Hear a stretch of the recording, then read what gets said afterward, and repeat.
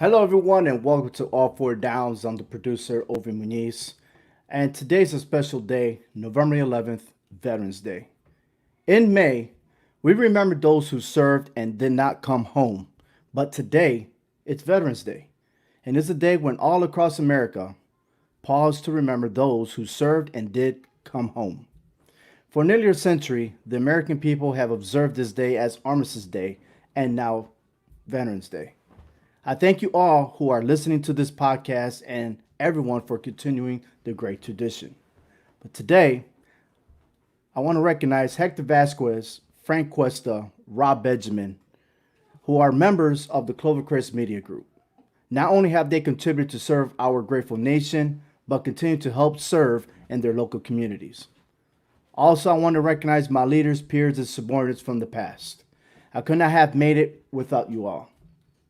No matter how far we are, no matter where we live, you guys are always family, battle buddies, and overall, once again, we're all our external families that will live on forever.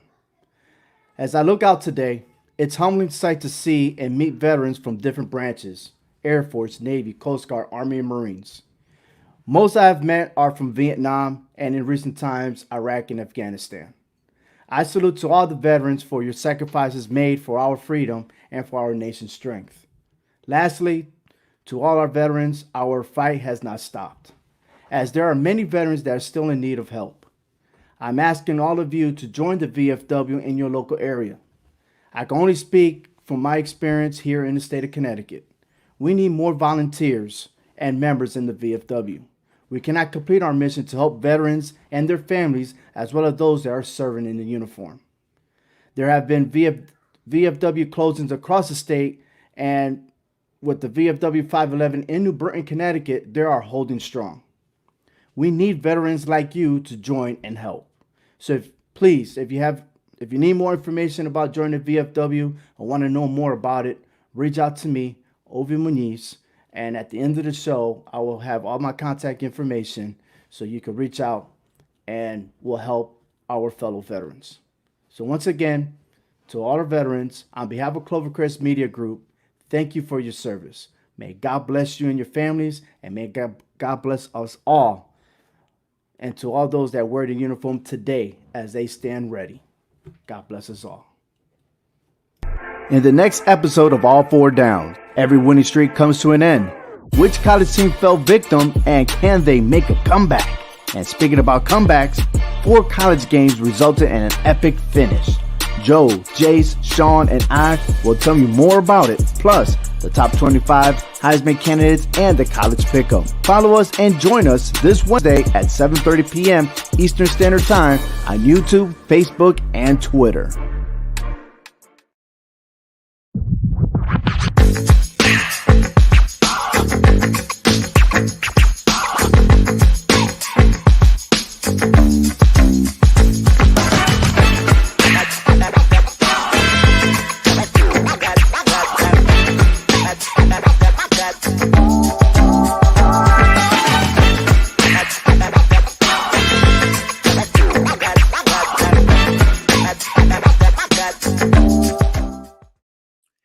And welcome to another episode of All Four Downs, part of the Clovercrest Media Group Sports Network. I am Joe Aguirre. It was a wild week in college football.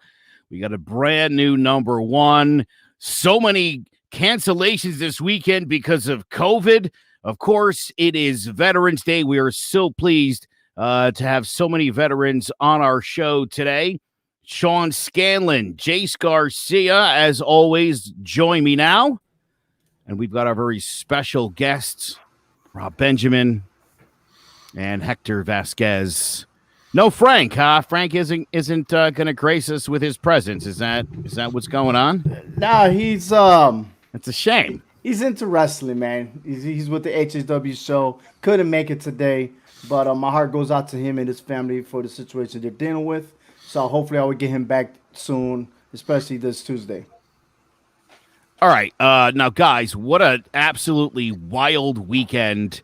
The big game, obviously, would be Clemson and Notre Dame, and we all got this game wrong.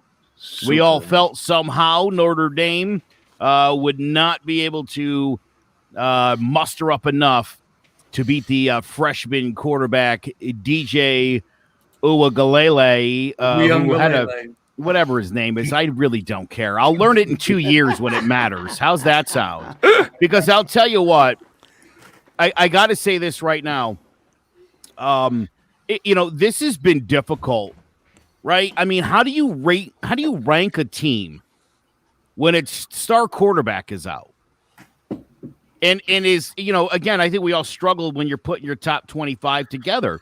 The Clemson team of the last 2 weeks, not the number one team in the country. They definitely weren't. You put Trevor Lawrence back on that team, it's the number one team in the country again. It's hard to argue that they're not. I think it's particularly unfortunate for Alabama, whose game is against LSU has been canceled due to the SEC and maybe just the South in general and the massive outbreak of COVID that they're currently dealing with at this point. Sean, how in the heck did we all get it wrong? Nobody thought Notre Dame could do it. What happened? I think it's just the reputation that we have for Notre Dame over the past couple of years. Obviously, when they played AP top 5 teams, really since Brian Kelly's been there in most of the 2000s, they've lost these games, and they've not even just lost, they've been blown out in these games and been embarrassed on national television.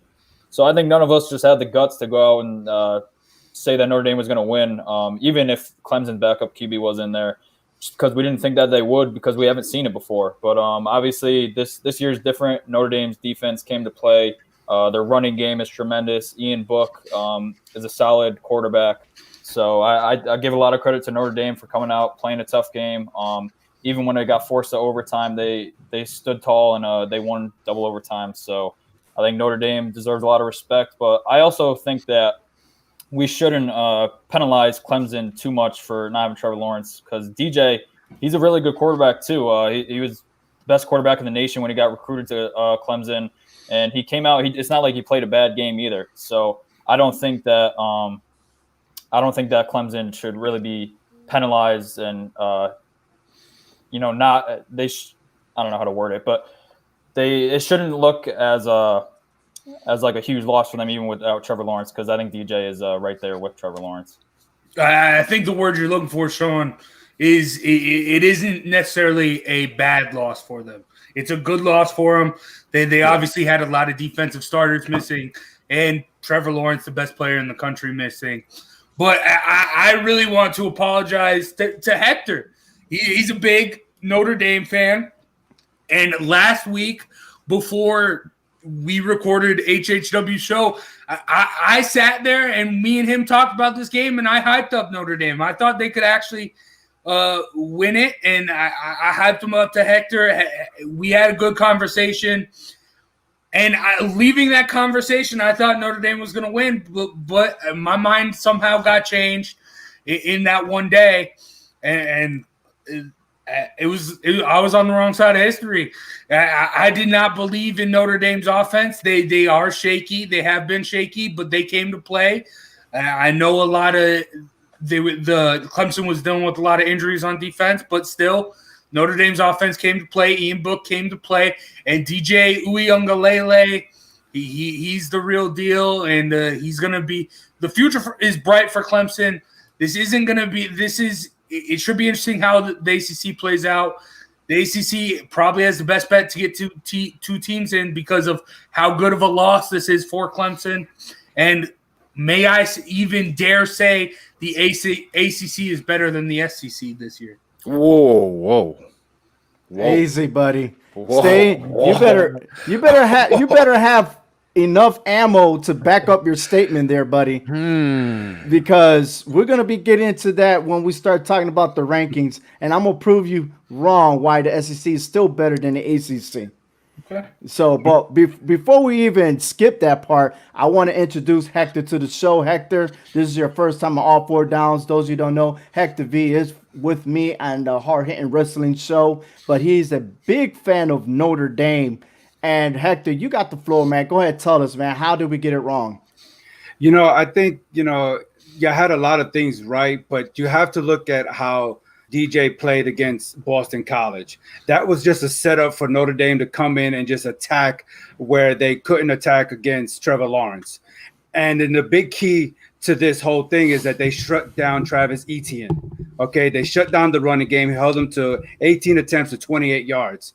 And on top of that, we reversed the roles, and we had a big running game with Kyron Williams, 140 yards, averaging 6 yards a carry, 3 touchdowns. So it took a lot off of Ian Book having to always throw the ball, to where DJ had to throw the ball more because he didn't have a run game, and he's not as experienced as Trevor Lawrence. So the defense got to him and shook him up to where, maybe Trevor Lawrence might have, with that experience, might have gotten away with a couple, but that defense just kind of ate up that offense and ate up DJ with his inexperience.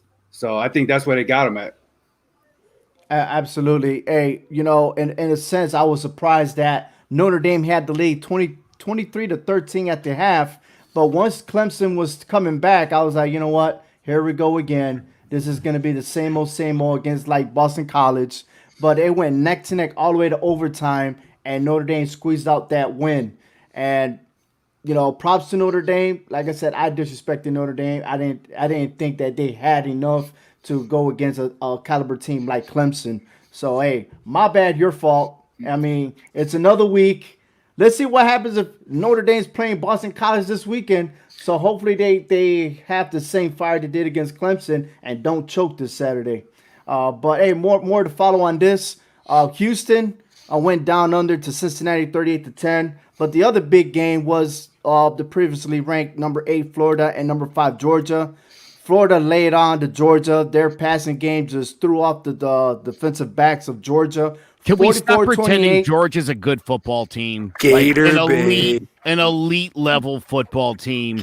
Can we all get there? Hold on. Yes, Georgia pretty much eliminated himself out of the college football playoffs. But if you look at it, in the second half, Florida could not score a touchdown. Now, I know Jason's going to say, oh, they ran the ball. They were managing clock. They weren't managing nothing. The thing is, both teams adjusted to their defense, and that's why you had a low-scoring second-half game. But, yes, Florida, they were dominant. Their tight ends, even their backup tight ends, were just crushing the defensive backs. Hopefully, Pitts will be all right after that concussion. They was projecting that actually, I don't think they're even playing because of COVID-19. But I got to admit, Florida, they got the bigger men. They pounded it. Bro, they gave up didn't even make any points in the first half. I know we established that. It was a game. It was a game. It was a game. It could have been a better game if there were more points in the second half. But the thing is, look, Georgia has a lot of flaws. It was exposed against Florida. Look, we don't have a quarterback, but the good news is, I know Jason's waiting to say it.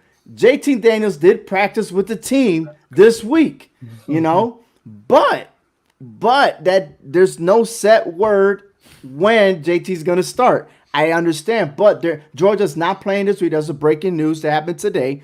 Georgia and Missouri will not play this weekend due to Missouri dealing with COVID-19. So we're going to have to wait a following week, which is another rest for Georgia, hopefully, that we can regroup and actually get a quarterback behind the center. Both quarterbacks look struggle, Mathis and Stetson. It is what it is. We've been saying it every week, but I still have faith that Georgia will win out. Will they make it to the SEC championship? I don't think it will. I think Florida has an easier schedule than Georgia, and we could probably see Alabama and Florida in the SEC championship. Ovi, it's Veterans Day, so I'm going to be nice to you. You think they're going to win out? Yeah, they're going to win out. Why not? Yeah. Their schedule it's a little easier now, but they're not going to take Florida. They already faced the really good teams.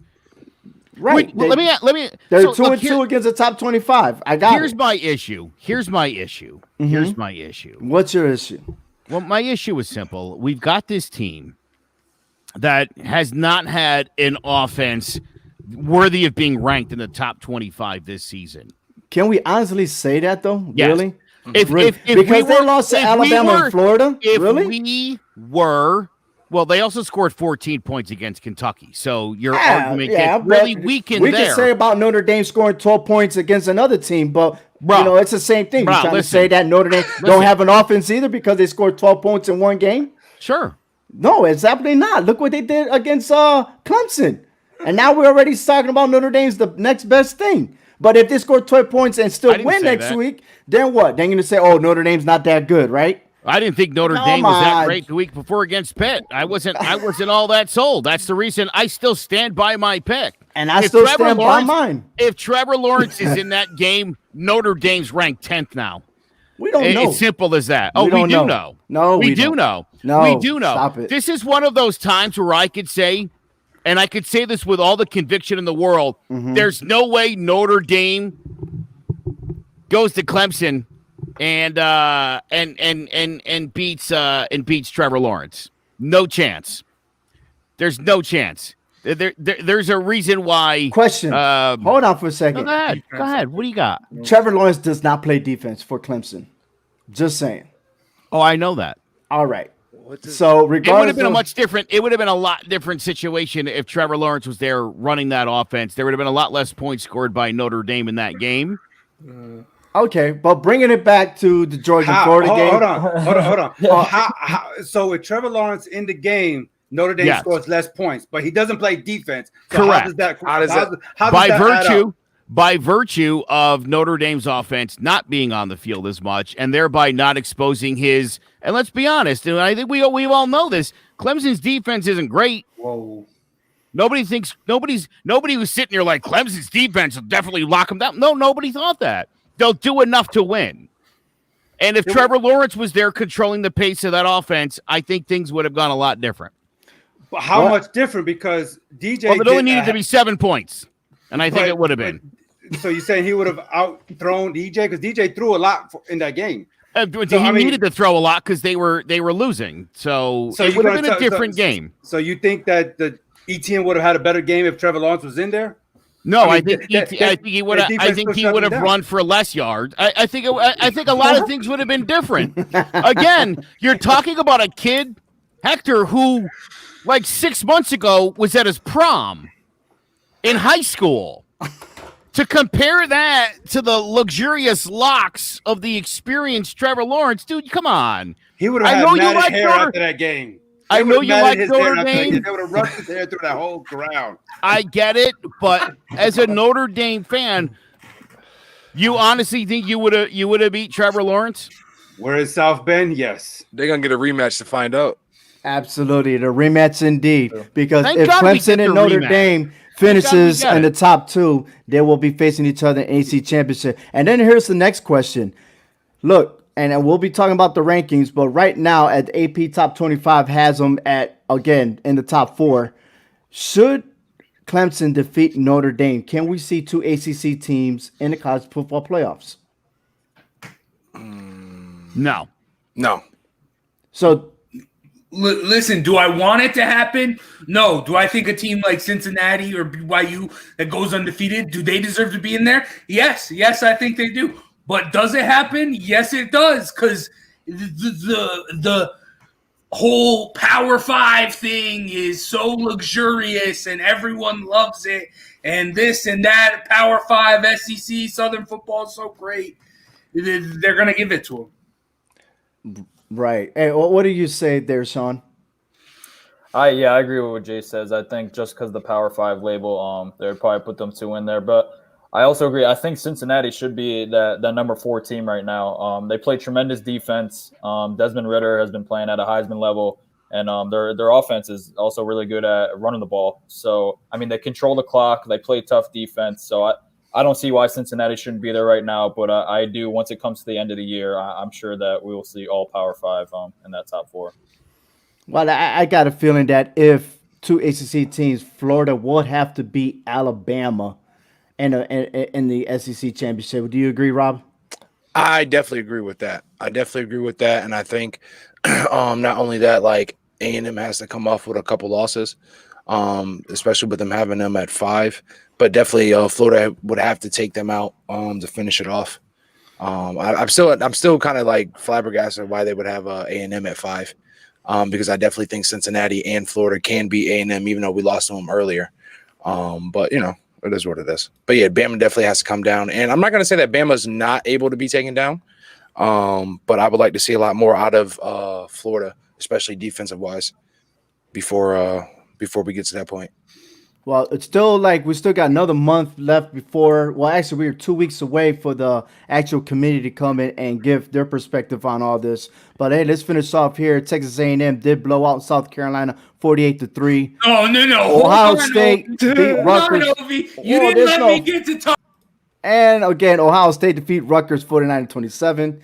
And BYU defeated Boise State 51-17.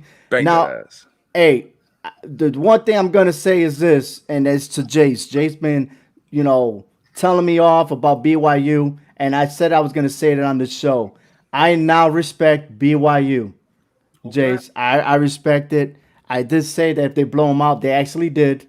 So I'm not going to say anything bad against BYU for the rest of the season. How about that? You saying that is not going to get me off Georgia. And I know there's nothing to say against Georgia. Listen, yes, there is. Go ahead, tell me. As good. That defense is not as good. The best they did was against a 59th ranked defense in a COVID season in Auburn. That was the only defense they shut out. They didn't shut out Kentucky? They got that was the best offense they shut out. I mean, my bad. The best offense that defense shut out was the 59th ranked Auburn in a COVID season. And then when they go up against the top eight offense in Alabama and the top offense with only 5 games played in Florida, they get dismantled. That defense is phony, fraudulent. I'm going to tell you right now, like I told you yesterday, the 4 starters in the defense did not play against Florida. Not making any excuses, but let me tell you, we got blown out by Alabama, but hold on. You want to say they're not the best? I'm going to tell you right now, they're good enough. They're still in the top 25. They still got 3-4 more games left. Everyone's going to make noise about, they're not good because they lost. Okay, I understand. But they are still a good football team. Let's put it that way. Florida is a better team. I admit that. But don't just say that Georgia's defense is garbage because they're not. I'm not saying it's garbage. It's just not elite. Yeah, nobody cares. Listen, I got something better. Everybody still cares. Kind of kicking around. You've got the prospect of Clemson and Notre Dame possibly having a rematch, obviously, in the playoff. ACC championship. Thank you. Yeah, ACC championship. And you've got the same potential situation with Georgia and Alabama. Now, let's say that in each of those games, that the team that lost the first game avenges their loss. So now they're all one-loss teams having lost to each other, and Cincinnati runs the table.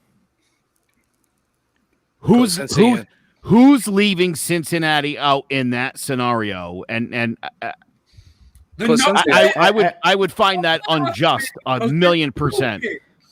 There's a lot of this that isn't just. There's a lot of this. I know that. We're definitely going to cover that soon. Believe me. Let's save that conversation for later.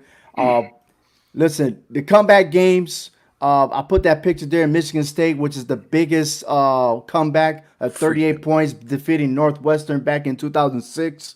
But here, Liberty and Virginia Tech. Liberty squeezed away with a game-winning field goal. Virginia Tech called a timeout. And they wish they shouldn't because they scored a touchdown to win the game, but they got called back. Liberty kicked the field goal and won. USC, who is ranked top 25, I don't know why.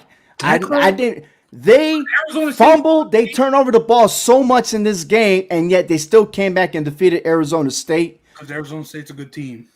Oh, please. If they were a good team, they would have won the game. Miami defeated NC State. Miami was a close call. They came back and won. And then Iowa State defeated Baylor. Here's a passing leaders. Kyle Trask, Carson Strong once again. 3 weeks in a row with his stats. And Derek King. Elite defense. Put up those numbers. Russian leaders, Mohamed Abraham, 30 carries, 224 yards, 4 touchdowns. He is one of the best. and more to follow on him this week as he gets ready to play. Heisman. Blake Prohl and Cornell Powell, 2 receivers, that their stats was incredible. Again, more props to them. And then our Heisman candidates right here: Mac Jones, Justin Fields, Zach Wilson, Kyle Trask, and Grayson McCall, the top 5, followed by Desmond Ridder, Carson Strong, Najee Harris, and Breece Hall. Anyone differ in this rankings right here? You got to give Desmond Ridder respect. He's doing very, very well. I understand Cincinnati's defense is doing very, very well as well. Desmond Ridder is playing his heart out, and he's playing very, very well. And Carson Strong, this dude's the real deal. This dude is a straight-up gunslinger. I'm going on the record right now. I have not seen a player play like this in college since Patrick Mahomes. This dude's for real. I have an issue with the idea that Kyle Trask is on this list. Come on now. Come on, Joe. Stop All hating. right. I know, Rob, you're my boy. Go You know how I feel about you, but I got to say this.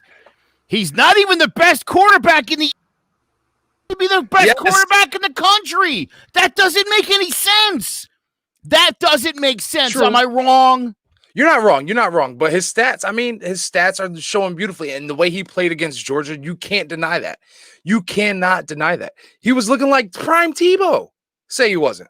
He's also the second best college quarterback in Florida. De'Aaron King's playing better than he is, I think. I don't think. Not after this game. Kyle Trask, and that's the thing. Like, everybody highlighted that, but Kyle, he went off. I would definitely say take what's your magic? Mac Jones. That's California, right? I mean, not California, Alabama, right? Oh yeah.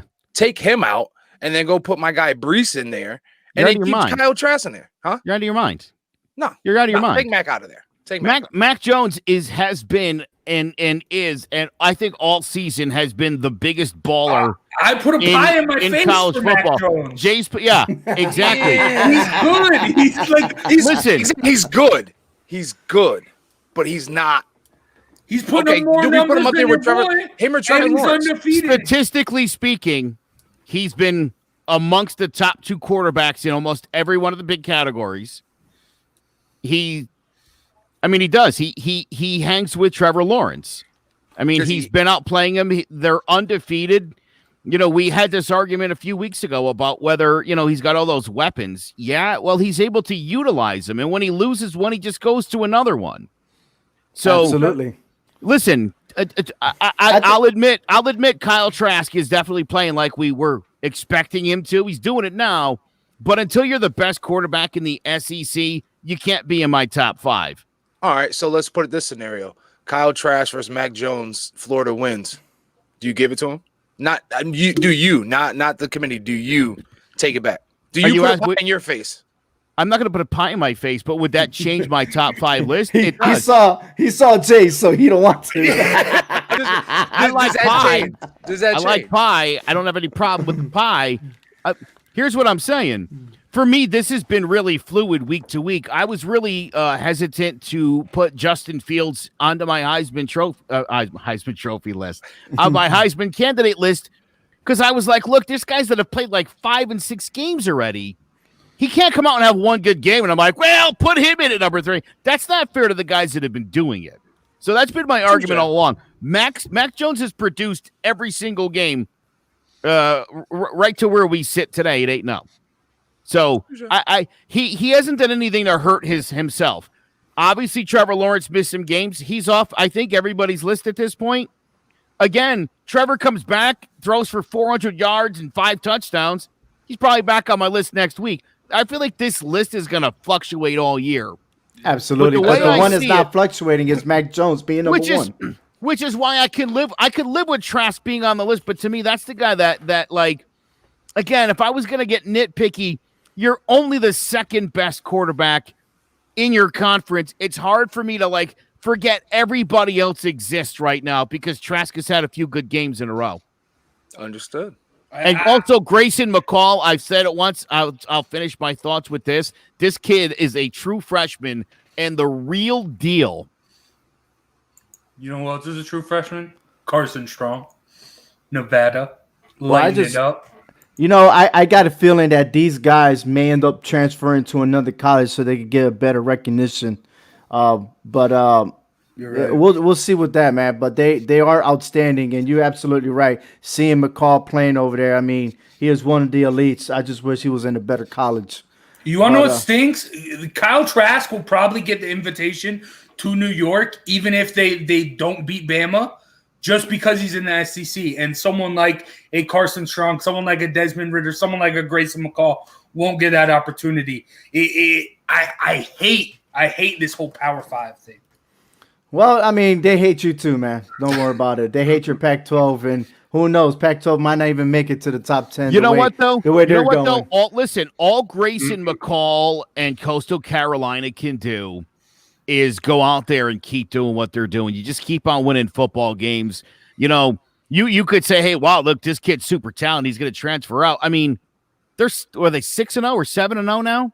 I mean, 7-0. So again, I think if you're at Coastal Carolina and you're the guy that's putting that school on the map, I don't know how worried I would be about transferring as much as I would worry about what kind of talent I'll be taking away from the SEC teams in the future. I think these smaller schools, man, this is what you need.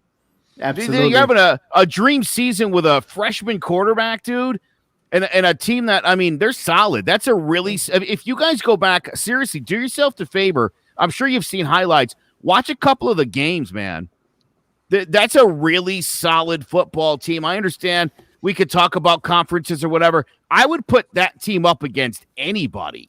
I'm not saying they would win, but I don't think you wouldn't embarrass Coastal Carolina. I think even if you're talking about a defense like Georgia or an offense like Alabama, I don't think that you're going to blow Coastal Carolina out of the water. I think things are a little bit different than they've been in any year ever.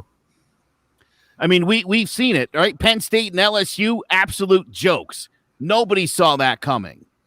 Oh, so I believe LSU. It's easy to just discount one of these small schools, and I would if I didn't go watch it with my own eyes. The more I've been seeing from them, the more I'm like, is it just this dude? Is he just like throwing up bombs? It's not that. Coastal Carolina is a really good football team out of nowhere. And I know it's hard to fathom, but again, to me, that's how the NCAA is going to eventually get rid of this stranglehold from the Power 5. You need some of these schools to break out. You're right. Yeah. Well, hey, one note I want to say is at least the Sun Belt Conference is better than the Big 12 this year. So, hey, we're moving on here. CMG Sports Consensus Committee. We put in our votes, and here's our top 25. And we start with this: Georgia, Iowa State, Northwestern, Appalachian State, and Texas, and the bottom 5. Any comments here? Good to see App State in there. Not in the AP top 25. Yeah, what a shame. I actually popped them in. They were in my list. I definitely think that team deserves it. Yeah, okay. Yeah, I agree. App State should be in there. I didn't put Texas in my top 25 though. Me neither. Right. Hey, we're moving on to 16 through 20. SMU, Oregon, Oklahoma, Louisiana. I'm a little bit bothered with USC. They're 1-0, but that performance that they did, I didn't vote for USC, but they did not deserve to be in the top 25. And I don't even understand why the AP and the coaches put them in there as well. That was a good game. Arizona State's a good team, and they got the win. They pulled out the win. Do they deserve to be a top 10? No. Do they deserve to be in the top 25? I think they do. They are a good enough team. They struggled against another good Pac-12 team in Arizona State, and I like that. Like, this is a good team. USC is a good team, and they might make a run for the college football playoff. I know Henson's got a lot of problems with the Pac-12, and then Oregon right there too. That is the best defense in the nation. Best defense in the nation, and you only beat Stanford. You're only giving up 14 points a game. How is that the best defense in the league? I mean, we can go around in circles chasing the dog, tasting his tail. The Pac-12 has improved nothing, and yet because they're a Power 5, they got to get recognition being in the top 25. It, to me, is the stupidest thing I've ever heard. I don't care what any of you guys say. To me, they both don't belong there, and that's just the tip of this iceberg with this conversation. Hey, this has come from Jay saying that he's sick of the Power 5 rank, Yeah, exactly. Power 5 conference, but yeah, he's allowing this and agreeing that they should be ranked right now. Thank you. Those are good Thank teams. Yeah, Yeah, look well, with my eyes. listen. I see how it plays out with my eyes, and I see them play good football. Your eyes are really deceiving you right now. Look, again, USC obviously is just one of those great programs. They have a 0 at the end of their record. I realize there's only a 1 to the left of it, but as long as you have that, I mean, you could throw that team. I don't know about 20. That's a little aggressive. I think I might have had them popped in at 25. I also thought they were going to lose to Arizona State, and I talked to a bunch of college football guys who all insisted that that's what was going to happen. So, again, we didn't learn our lesson with Penn State, with LSU, with Michigan. We keep falling in love with the stupid names, and we don't make them prove anything ever. Why not? We don't. They deserve it. Listen. They deserve the proof. They don't deserve it. Yes, they do. Dude, everybody had LSU and Penn State in their top 25. Not everybody. Nope, not Everybody. No. Well, you had Georgia State or whatever nonsense that was. Georgia Tech. Hey, listen, my point is you always give the benefit of the doubt to the big schools. No. You would hold on. Most people would put in a USC over a school like Liberty or Coastal Carolina just because it's USC. Like that matters. I hate that. Reward the team on the field, not the fact that they've been playing football for 120 years. You're absolutely right. Reward the team that's playing on the field. You're absolutely right. And that's what I've been saying about USC should not be ranked in the top 25. I refuse to put Michigan on my top 25 because I'm not stupid, because I've been alive for 45 years and I know what Michigan does as soon as you believe in Michigan. Because we will have the same conversation if Arizona State would have won. Oh, the Sun Devils deserve to be there. You see what I'm saying? This is ridiculous. It's ridiculous. If Stanford would have won, Stanford deserved to be there. Come on, guys. Really? Yeah. Well, hey, moving on to the 11 through 15, Marshall, Liberty, Oklahoma State, Indiana, and Army. Army, like another all this. team not in the AP top 25. Mm-hmm. Technically, they're in the number 25 in the AP top 25. Yeah, I think Oklahoma State should be a little bit higher. I mean, their only loss was to Texas in overtime. Obviously, Texas isn't that great, but they still have the high-powered offense with Sam Ehlinger. And then, I mean, they went out and won a tough game on the road against Kansas State. And if you look at the rest of their schedule, they've won pretty much every other game handily. And I think they're still the best team in the Big 12. So I had them at 10. I'm going to disagree with that. Why is that? I think Oklahoma's the best team right now. With the 2 losses, I think Oklahoma's the best team in the Big 12. They're playing good football right interesting now. I just don't believe in that defense, though. Well, Oklahoma State hasn't really beaten Oklahoma in a long time. And the way Oklahoma's playing in the last 3 games, I mean, I think they turned things around after suffering 2 losses. So right now, Oklahoma is the most dangerous team in that conference right now. I think if there's a defense that could stop them, though, it's probably Oklahoma State. If that's the case, at least in then the Big 12. if that's the case, it should have beat Texas, right? It's a fair point. But Oklahoma has also had some terrible games this year. Just the Big 12 is a garbage shoot. Well, from 7 to 10, here we go. We got Florida, Texas A&M, Coastal Carolina, and Miami. How is Texas A&M ranked behind Florida? Texas A&M beat Florida. How does that make sense? How? I voted Texas A&M above I can't Florida, even explain that one. And there you go. See, there you go. Which brings to my next point here is that Texas A&M did beat Florida, but Florida is in first place in the East. Their next opponent, hopefully, potentially Alabama. So maybe that's the case. I don't know. But Sean, you said you had who you had on top? I had A&M above Florida. Yeah, I don't know how that happened in the consensus rankings. Yeah, So Sean, that's embarrassing, isn't it? I mean, Name literally, mentality. it's Yeah, that they beat them, and you have the odd. I mean, Ov, you should have just changed that. I would have looked at that, and I'd have been like, I don't care what the math says. That looks bad. To Yeah, back Ovi though, I will say I I don't know think who if we voted had to for run it back, Florida would win that. So Does I'm with you, anybody Ovi. remember Baylor TCU? They had that same situation. Baylor beat TCU, but they still had TCU in the 4th spot for the playoff and had Baylor right underneath them. Oh, And that was the biggest argument over here in Waco, Texas. We beat TCU. Why are we not ranked over them? Because of the quality wins that TCU had over Baylor. That made them outrank Baylor. So we could see a situation like that right now with A&M and Florida. Not saying that that's what it is, but it could wind up ending up that way if they finish with the same record or whatever. That probably is the stupidest logic I've ever heard in my life. And I know I'm obviously I know that's not your logic, Hector. And I don't mean to say I'm attacking you, but right, this idea, Hector, that the idea that I beat you, but you beat better teams than me. I still kicked your ass. Like, what? I know. Who cares? Who cares what we did against other teams? How is that even what? I mean, if we haven't faced a similar opponent and you're trying to measure up and you want to see how we both did against Georgia, yeah, okay. If we go head to head, I already know which team's better. It's the one that won the game. This is the problem. I'm telling you, when we start breaking these things down and you get a bunch of guys together and start talking, this is where people convince themselves that Florida's better than A&M. And it's like, well, clearly they're not. If they were, they would have beaten them when they had the chance. Like, how are we even having this conversation? Well, I mean, Fix AP that. already has him at what? Can 5 that and be 6? fixed? It's ridiculous.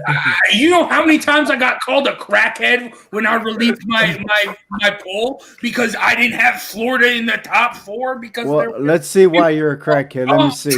All right. Fair enough. Seeing BYU over Clemson. All right. So talking about Clemson, Florida, ranked 6 and 7. I think I screwed this up already. Yes, I did. So forgive me on this one. Hey, top 4, Ohio State, Cincinnati, Notre Dame, and Alabama. And I'll get you your number 5. Number 5 is BYU. So excuse me for my error on this one. Number 5 is BYU. Clemson is number 6. Any questions here? I know Hector has a problem with Ohio State still being in the top 4. Go ahead. Please go ahead and elaborate what you told me already. Look, all these other teams, because of COVID, that are stepping up, playing the games, who are not in the Power 5, the BYU, Cincinnati, the Liberties, Coastal Carolinas, they're just due by going out there and beating, destroying teams, whether they're Power 5 teams like Kansas or they're top 25 teams. They're doing what they're supposed to do. Here comes Ohio State out of nowhere. Once time out of another, Big Ten wasn't going to play. Oh, now all of a sudden the Big Ten is going to play. Now Ohio State got 3 games in. Who did Ohio State beat? They didn't beat nobody, okay? But yet they're a Power 5 conference. They deserve to be there. Are they even playing this week? I don't think so. And now we're going to have the conversation that they deserve to be where they're at. They're lucky to be in my top 25 because they're 3-0. But they don't even deserve to be in the top 10, let alone in the playoff race. You know, Hector, I can get behind your argument, as I said earlier, and I appreciate that you're joining us tonight. I've been saying this all year. I struggle with these teams that have just started playing. And how do I just hand it over to a team? For me, if there's one team and one guy that I'm willing to throw that or throw him that line, it would be Justin Fields and it would be Ohio State. I don't know that I like them necessarily in the top 5. Again, I don't know how fair it is when you crack into the ratings 6 weeks into the season, and right? I mean, teams are playing and it's like, we're just gonna park you right here past all these other teams right at the front. I didn't love that, but if you're gonna do it to me, that's the team that you could do it with, and I'll bitch a little bit, but I could live with it. If you try to do that with Oregon or Michigan or Penn State, I wouldn't have taken that standing up. Listen though, if it's the outside factors, it's not the play on the field that is making them have these less games. It's the outside factors. So why should they be penalized for these outside factors causing them not to play when their play on the field is really good? Why should these other teams who are busting their ass not even get a chance? Exactly. Ohio State is getting the chance. If you're playing the game, then you got to give them credit. It's like what I said to Jace yesterday. Think about it like this, okay? Joe, you have a namesake, okay? I don't have a namesake. I bust my tail to do what I got to do to get to where I'm at. But because you are Joe and you are known, you get put at the head of the table. Well, I get to sit at the little kids' table. But I've been busting my tail to be where I'm at, to try to prove that I belong in the top 4 in the playoff situation. But here you come. Oh, here I am. I'm Joe. I'm here. Okay, we'll put you at the head of the table. That's exactly what's going on right here with Ohio State versus all these other undefeated teams who are lesser than them. And I don't appreciate that. Well, Hector, can you honestly say that Ohio State is not just on the field play, no external, doesn't matter a game, doesn't matter how many, just plain and simple, Ohio State is not a top 5 team in the country, just based off play alone on the field, how well they do. You aren't willing to say that Ohio State's a top 5 team in the country? They could be, yes, definitely. I can say that. But with this situation right now, they haven't proved nothing to me. Because they're not playing this week. So we're going to continue leaving them there. Are they going to get rewarded for not even doing anything? They're not playing anything. But why should they get punished from the outside factors taking away games from them? Why should you punish everybody who is doing something to try to earn Okay, well, let's change it up real quick. Let's add some more situational questions here. Let's say Ohio State's playing Maryland this weekend. Let's say Maryland cannot play. They're not playing. They canceled. Okay. So watch this. They have how many games they're supposed to play? 4 more games, I think. Yeah. 4 more. Now what? Well, 3 Now we got to Maryland. take that into consideration, and this is what we want to know about the committee. Are they going to take that into consideration that the colleges that are playing and busting their ass, or are they playing favoritism because Ohio State is part of the Power 5, which technically Big Ten has not been impressive this year? I mean, you look at it. They have Indiana next, which is their next game, and that's on the 21st, I believe. Indiana's what, 10, I believe, right now in the AP polls. So I mean, Ohio State, put it this way: if they come back and Indiana either gives them a run or beats them, I think they fall out of the top 10. Period. Even maybe even further back into the 20s, because let's face it, I agree with Hector. Like they didn't do much. I mean, you beat Rutgers, you beat. Who else did they beat? They beat Rutgers, Penn State, and Nebraska. All 3 teams that really haven't been doing much all season. So I mean, like, where's your credibility? Where's your accountability for your wins? I mean, yes, once again, here we go. Ohio State, big name, but once again, who are they really playing outside of Indiana? They have Michigan and Michigan State. Like, where is that balance? Where you take Coastal Carolina, right? Once again, Coastal Carolina, they might not have had any like crazy top 25 picks, but these dudes are blowing people out. Like 21-0 skunk, get your ass down somewhere, right? Even if you take Liberty. Liberty may have beat Virginia Tech, and it might not have been a big win, but it's a win. Right, like, you know what I'm saying? Like it's a solid win. So I call it BS. Like even then, you look at Texas A&M, you look at Florida, you look at Cincinnati. These teams will probably give Ohio State a run. Because even then, like, Ohio State didn't do amazing. Like, it's Rutgers. Okay, scoring 40, putting 49 up on Rutgers, cool, whatever. But Penn State, 38-25, like, it's shit. To be the number 3, you shouldn't be there. Especially if we're going to hold Clemson accountable for a loss like that against Notre Dame. Like, the schedule's not there, and I'm sorry, their wins aren't there to be number 3. And why are they ranked over Indiana? Exactly. And Indiana By the way, Hector, if you ever want to make a point to me and you make me the main character of the point, I will totally get it. And I do. Totally got that. So I totally got what you were getting at, dude. Yeah. And look, I can't agree with you more. I think that's the biggest problem, and it has been my whole life watching college football is, like you said, and I mean, it's funny. I'm wearing a Cornell sweatshirt. You know what a legacy student is? That's when your dad went to Cornell. So even though you're like an idiot, you still get to go to Cornell over like some poor kid from the Bronx who's rocking all A's. So it's a thing. It's always been a thing. Tradition's a big part of college for some reason, that idea of always holding on to the past, which I hate.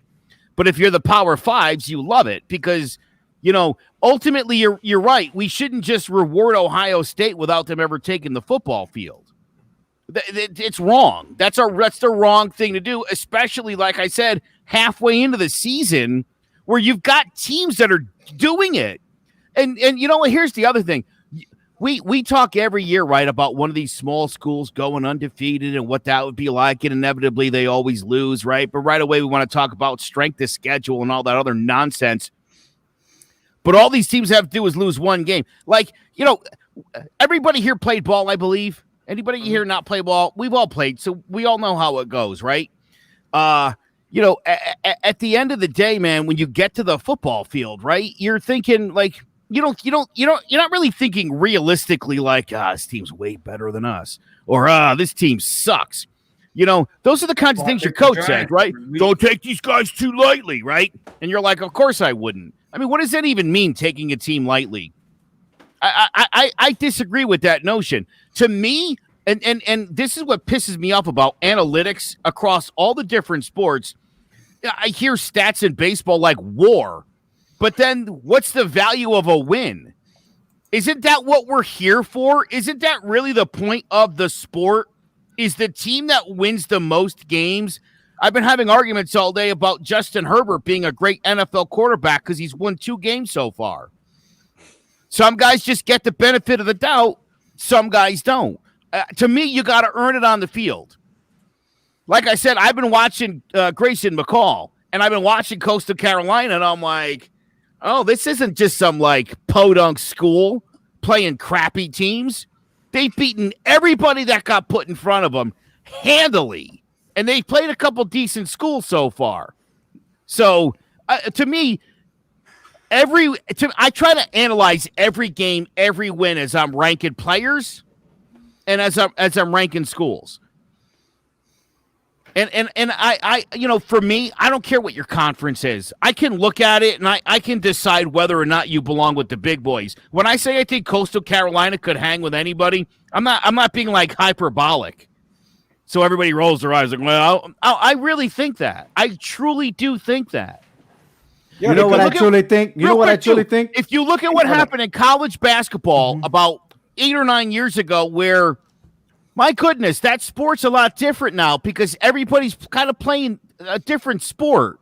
Right. Just hurling up threes. Now, all of a sudden, it's like, I could be a small school. I just need one guy that could bang threes, and I can compete with anybody.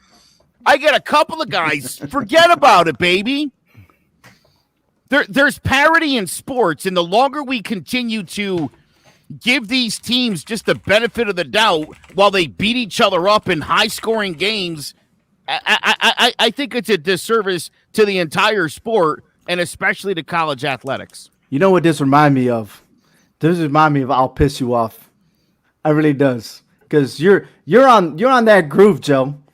You and Rob, man, I think y'all bringing that Mondays into Wednesday nights. Yeah, don't you say, Rob? That good old expressionism that we do on I'll Pitch You Off shortly every Monday at 9 p.m. I feel you. That good old in-depth, that's where you get it from. I think that's where it is. He's pulling that energy from I'll Pitch You Off. Yeah, shortly. But you know what I feel sorry for? I feel sorry for Sean because he's like there like, I just want to analyze some games, man. Let's do this. Yeah, the one guy that says all the smart stuff has not gotten much of a word in it. I feel bad for myself because anytime I go on a rant, I get kicked out of the show. Like this? Yeah, absolutely. It says a lot about your rants. Right on cue. Hey, right on cue. Hey, listen. So Rob was our special guest last week.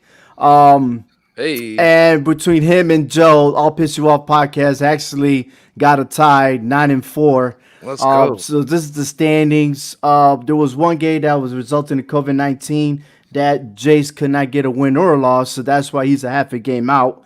But Joe's biggest game was BYU over Boise State and Tulane over East Carolina and the over/under points. Rob had Oregon over Stanford, and TCU over Texas Tech and the over/under points. So hey, congratulations to you guys in the tie. Let's see if you guys do it again. And also we have Hector V, our other special guest on the show, will be joining us in these picks right here. Again, moving on, canceled games. As we just learned today, Ohio State should be on this list right here. Ohio State is not playing against Maryland. Also, Alabama, LSU, Texas A&M and Tennessee, Auburn and Mississippi State, Memphis and Navy, Air Force and Wyoming, and so on and so forth.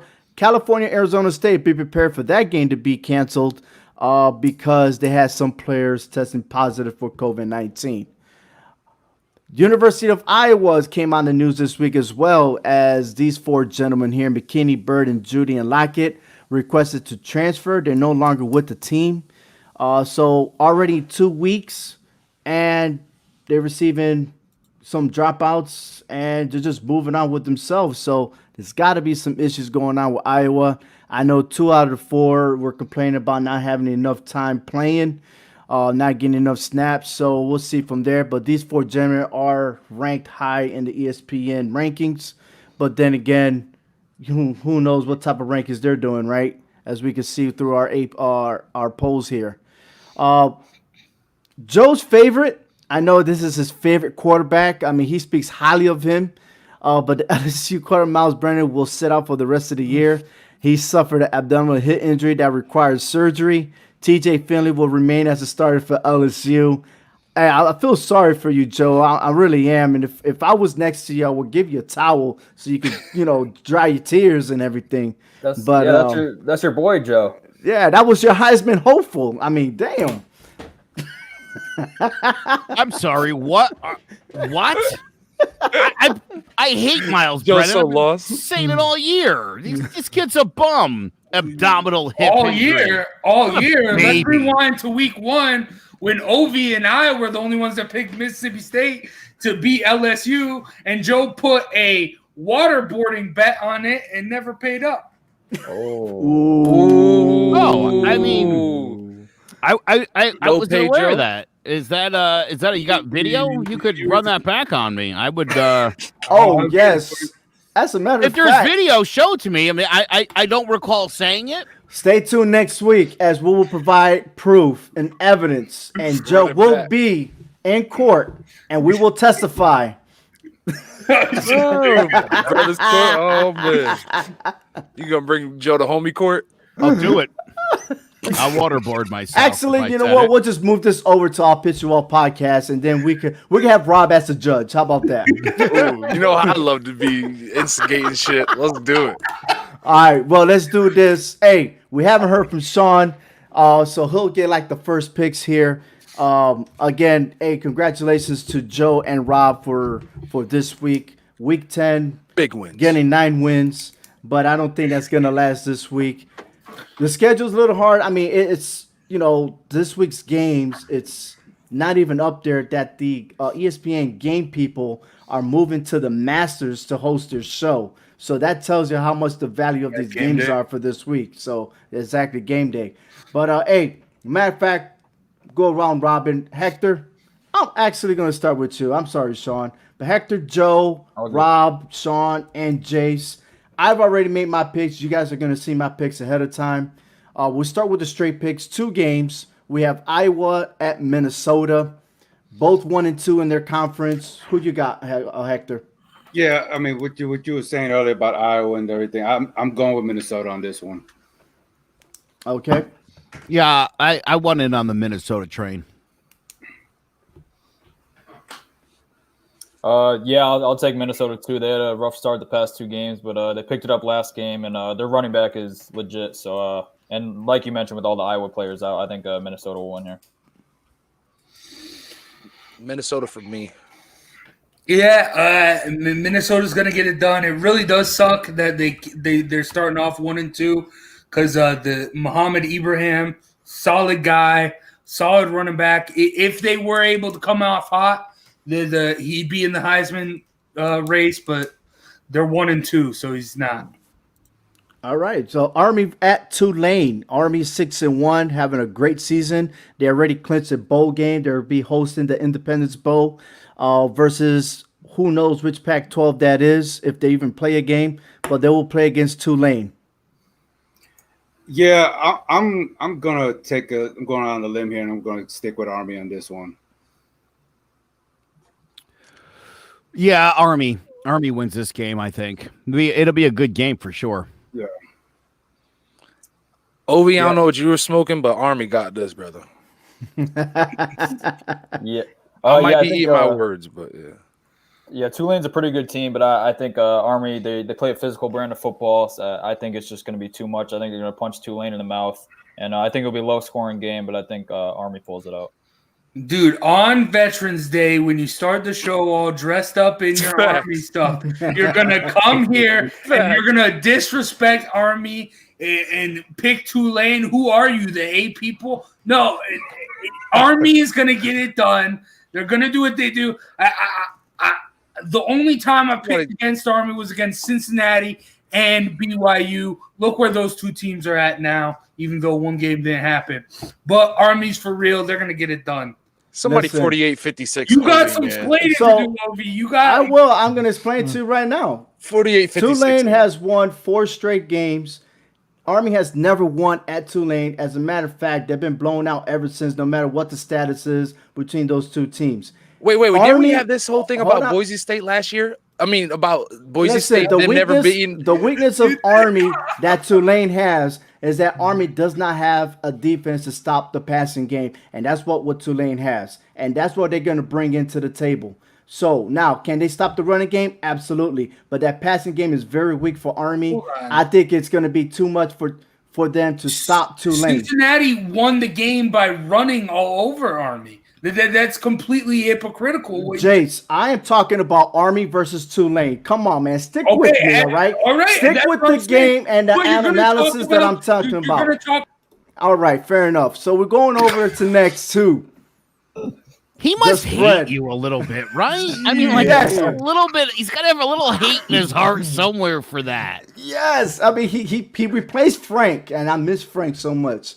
But those Frank is the host of the Hard Hitting Wrestling Show, and he always claims he has statistics. We always question his statistics, but now I'm questioning him when I'm analyzing both these teams. I don't care about Cincinnati. That's a different type of game. We're talking about these two that have history with one another. And I'm telling you that Tulane's passing game, just watch the game, you see that I'm right. Moving on to the next one. Miami at Virginia Tech. Virginia Tech is favored 2.5. Yeah, I like that. I mean, it's going out on the limb, but I do like VTech. Okay. I'm gonna take Miami. Yeah, I'm also gonna go with Miami. Give me De'Aaron King here. He played tremendous last week, getting that win. So I think that he continues it, and I think he might even enter the Heisman talk next week with a big win. Let's go ahead and knock Virginia Tech down. Going with Miami. Go with the U. Why? I'm befuddled. Why would Virginia Tech be favored here? This is the type of, like, when I'm looking at the spread, this makes me question what I'm thinking about. But no, I have faith in De'Aaron King. I know they've been in some tough games, but Miami should get it done. And man, the bookies say that Virginia Tech is going to win this game, man. They're putting money wagers on Virginia Tech, so we'll see what happens. As we already know, Ohio State, Maryland is canceled. TCU at Virginia. Virginia's favored 3 points. Yeah, I like West Virginia in this game.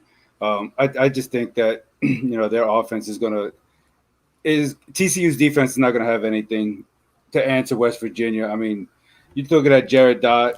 I think that's his name, Dodge, Douche, whatever his name is, his quarterback. I mean, You mean that douche? Yeah. Yeah. That guy. yeah, he's gonna bleed all over TCU and bury the Horned Frog. That's like saying Joe, that quarterback from Clemson. What's his name? DJ Uiagalelei Uiagalelei. or Louis Uncle Louis. Who you got, Joe? I am going to take West Virginia in the game. All right. I agree. I'm also taking West Virginia. They have a really good defense, so I think they come in here and they stop TCU. I think they're going to have a really bad day on offense. So, yeah, West Virginia. West Virginia. West Virginia, clean sweep. There it is. Well, I didn't pick. Yeah, I'm going West Virginia. They have a solid D line. See, I already knew They're that. going to get it done. I already know you're picking. I'm surprised, though, but all right. SMU at Tulsa, 2.5. Tulsa's favorite. It's hurricane season, so I like the Golden Hurricanes. I'm taking SMU. I'm going to go with Hector on this one. I think Tulsa's a really underrated team that a lot of people don't know about, but I think they're going to come in here, stop Shane Buechele, and I think they'll win a tight one down the stretch. I think I'm gonna go SMU. I think I'm gonna ride with SMU. I'm not, to be honest, I'm not too sure about both of these, but I'm gonna go ahead and ride the SMU train. You're all right with SMU. Tulsa's a tough team. Their only loss being to Oklahoma State. But I love Shane Buechele. He should be the starting quarterback for Texas. They let him go, and now he's doing good things at SMU. He's the passing leader right now, I believe, in the nation. SMU's going to get it done. They've learned from their loss to Cincinnati. They're back with a vengeance, baby. All right. Notre Dame at Boston College. Notre Dame favored 13 points. Do I need to say more?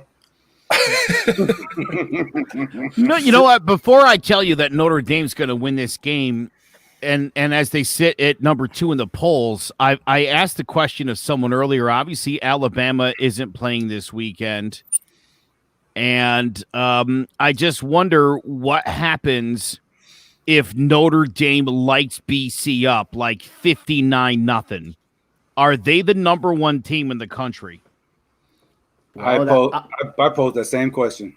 I would say yes because Clemson didn't do it. And if Notre Dame shuts out Boston College, why not? I'm just doing the eye test, right, Jace? Yeah. No, ACC's a better. That doesn't make sense. I don't get what you're saying. I don't get what you're saying. Different conversation. But I said it earlier. ACC's better than SEC. So yeah, sure. Yeah, I don't know. sure, That doesn't not. make like so what they beat BC by so many points. Does that still mean that they just because they beat them by so many points, they still have that much of an advantage over Alabama? Does that mean that they could beat Alabama? Yeah. So no, so, you think so? You think if they clean sweep BC like that, that gives them some almighty power to go into Alabama and just wreck No, shop? but I'll tell you what. Listen, if you're going to tell me you're a really good football team, and you go to Clemson and you go the distance with the champ, you go 47-40, right? You walk out of there with a win. Mm-hmm. And then the next week you play BC and it's like 27-13. I don't think you're a good football team. No, I expect whoever's in front of you, again, like I said, I don't care if you're Clemson and you're taking on Alabama, or if you're Clemson and you're taking on, Michigan, or West Podunk State. The team in front of you, you have to dismantle that team. Your defense has to try to keep them off the scoreboard, limit the amount of yards. Your offense has to light them up. If you dominate your opponent, I don't care who you're playing. Then the level of competition doesn't matter to me, because it's telling me, again, it doesn't mean you can beat Alabama, but would I give you a chance against Alabama? I would. If you could dispatch all of your opponents and we face up at the end of the year and we're both undefeated at 11-0, I would be as concerned about you as you would be about me. See, that worries me, because remember when Clemson and Notre Dame went to the championship? and Notre Dame got their ass handed to them. Yeah. Couldn't put nothing but 3 points on the board. And once again, they had an amazing season. They had a couple good run spurts, and everybody was like, "Oh, they're amazing." And then they got to the championship and got their ass beat. We need that. But That was a horrible game. Nobody enjoyed that game. People love to throw that game in your face, but you look at what Clemson did. They did the same exact thing to Alabama in the national championship. So that was just a really good Clemson team. People like to throw that in your face, and I'm sure you, Hector, as a Notre Dame fan, people like to throw that in your face when it comes to Notre Dame. Well, here's So one Clemson question went right in and here. dismantled Alabama One the same question, way. and this is for Hector. What happens if Boston College were to defeat Notre Dame? We're talking about Notre Dame being out of the top 4, even at the bottom top 10. So what happens to Clemson? They should be in the same boat. Sean? If Notre Dame loses, and then does Clemson play this week? No. No. All right. Well, yeah. I mean, I don't know. I'd probably keep Clemson still in that 5 to 6 range. Just because it was a game that went to double overtime. It could have went either way. I think obviously Notre Dame wins the game, but I don't think Clemson should be penalized for that. If Notre Dame goes out and loses the next week, that's on Notre Dame, and I don't think that's on Clemson. So I would still keep Clemson in that 5 to 7 range. Sean, I don't want you to get mad at me. Sean already verbally assaulted me earlier on the other show that we did. No wonder his internet was messing up. Sean, I want to ask you like a legit question, and you're a smarter dude than me, so I need your help here, right? Yeah. In a situation where, all right, so here we go. Notre Dame lights up Boston College, right? Nobody else is playing. I mean, you would have to bump them up to number 1, would you not? Because again, look, you just said you're not going to hold that loss against Clemson. The loss they suffered to Notre Dame, but at the end of the day, I mean, it's not Trevor Lawrence, it's Clemson. And again, like I said, you take Trevor Lawrence out of there. That's not the number 1 team in the country. Maybe they're still top 10, but we know for sure they're not number 1. Yeah. So that's where, again, like, I mean, this is so subjective. And it's so hard to like pin down a thing, but that's what I'm saying. You got whoever's in front of you have to beat, whether Trevor Lawrence is there or he's not, whether Jalen Waddle's in your lineup or he's not. Like it doesn't, to me, it doesn't matter. Whoever you're playing, you have to beat. And and again, I'm not even necessarily about the score as much as I'm like, did this team like overwhelm the other team? Did they have their way with those guys? Because for me, that's how I know who the better team is. Yeah. I think. So, if Notre Dame goes out and beats the crap out of Boston College, I wouldn't be surprised if they get to the number 1 spot, even though I still would put Alabama number 1 because I think their defense finally started to figure out after the first couple of weeks, and then their offense is explosive as any in the country. But, I mean, I do agree that I mean, Clemson, I think they'd be right in the middle of the pack too. But I do agree that, I mean, even without Trevor Lawrence, you have to beat who is in front of you. And Clemson's still a very talented team without Trevor Lawrence. All right. Yeah, we're going back to the picks now. Oh, yeah. Northwestern at Purdue. Hold on, I didn't get my Northwestern 3-point favorite. Notre Dame letdown spot. I think Boston College covers the spread. Notre Dame wins. Yeah, I didn't throw my pick Oh, out my either, bad. but- I'm sorry. You guys went ahead and We got off on a tangent. yeah, off I the days. We're bringing it sidetracked back. I think everybody's Notre Dame. I sidetracked us, and then I asked a bonus question or something. That's way off the rails in the middle of Yeah, picks. we'll bring it back. Bring it back to the road. Yeah. So everybody voted, right? No, Not John. I agree with Jace. I think that it's a letdown spot on the road at Boston College. Boston College is pretty good defense, so I think Notre Dame probably wins by 7 or 10. But I do agree that Boston College covers. So Boston College. Rob, you say Notre Dame. Notre Dame. Everybody else Notre Dame. Notre Dame. Outstanding. Too bad. They're gonna win by 2 touchdowns.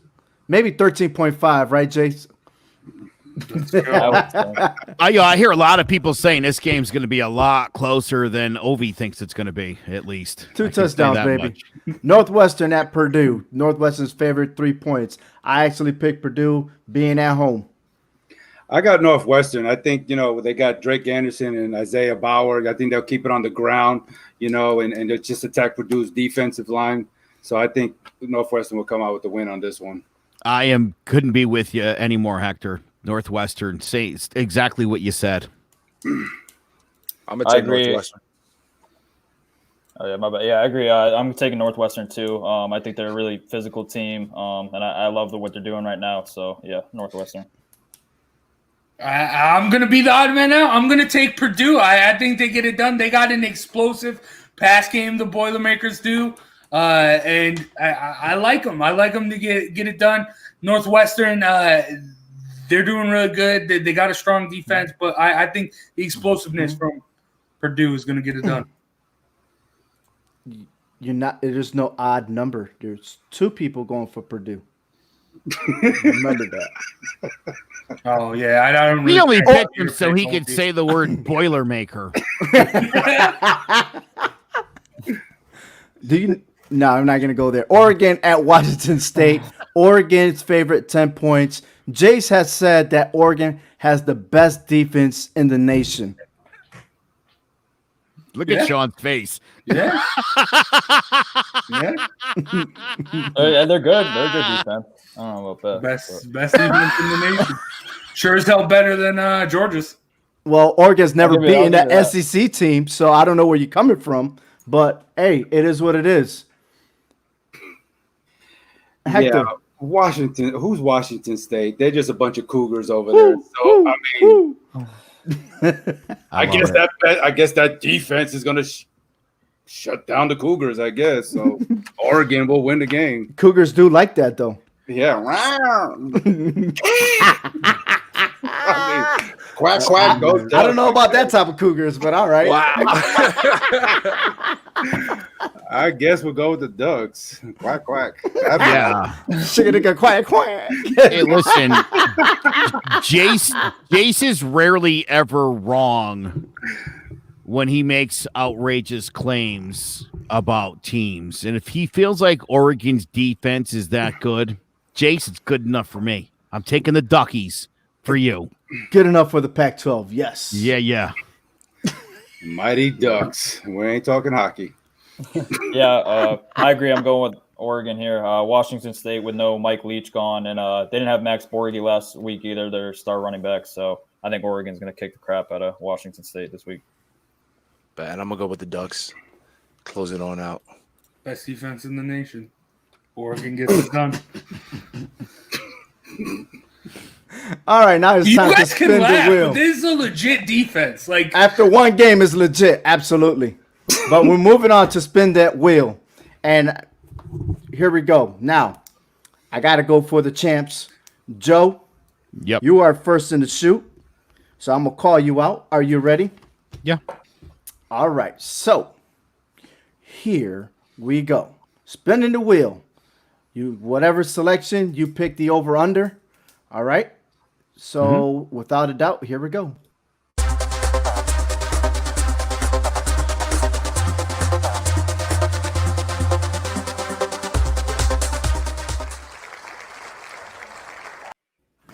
Penn State at Nebraska, over under 56. Oh, let's say this game's going to go 32-23. What's that? 53. I'm going to say take the under on this one. All right. And who you going for? Oh, I think Penn State is garbage, but they're less garbage than Nebraska. Was that clear? I'm taking Penn State on the less garbage aspect. They're both losers. Best of both losers. So we got Rob next. He's next. You ready, Rob? Spin it up. Here we go.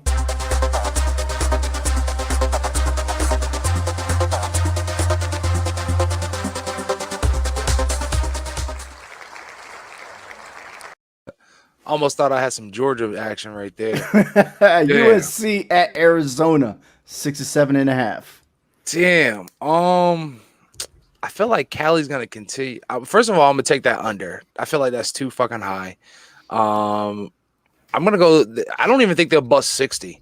to be honest. I'm gonna put them more like on like the 55, and I'm gonna go ahead and say USC is gonna continue to beat Arizona up, the state of Arizona up. Yeah, if they don't cough out the ball like they did in last week. But all right, Sean, are you ready? Yes, I'm ready to Here go. we go.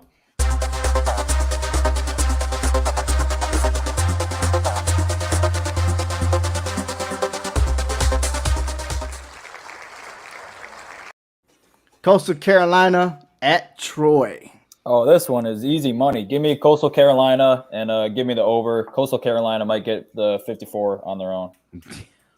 Wow. Are you going to go to the Dr. Pepper courts, man? Because you say it's automatic, but okay. All right. I believe in this one.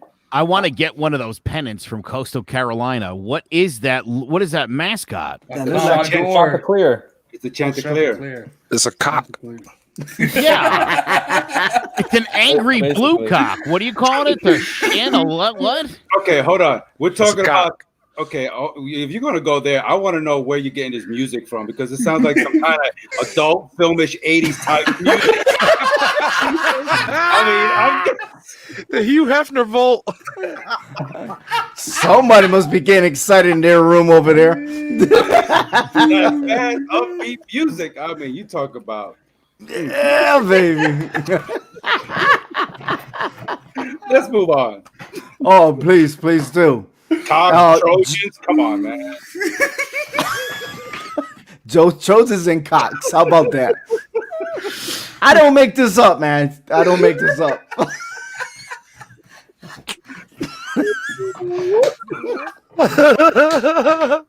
Hope the cocks. Never mind. Joe's staring and be like, what's going on? He's trying to see if the cocks are big enough to go into the Trojan.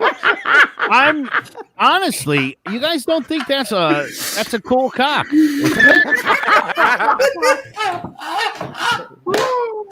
Cool cock. Historical bird, actually named after Stormcock. I don't know. Yeah. I don't know if you know this or not, but the Chancellor is a character in Chaucer's The Canterbury Tales. What the hell is that? Oh, Smart yeah. cock. Come on, baby. Yeah. Representing Cornell tonight. Yeah. Jace, are you ready? Yeah. Here we go.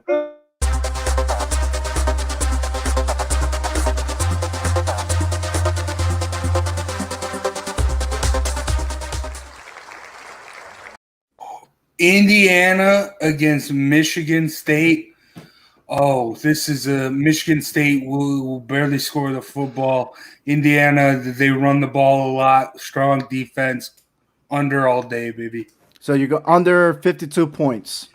All right. And Indiana with the win, too. Hector, are you ready? I'm ready. Here we go.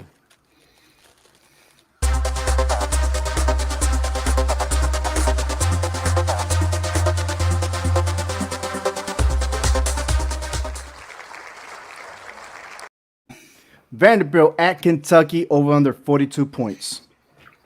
First of all, I'm going to go with Kentucky. I think that's just the lesser of the two evils here. 42. I think as sorry as both these teams are, I think they probably could go over. I'm going to go with the over and Kentucky winning. All right, and here's the last one. Here we go.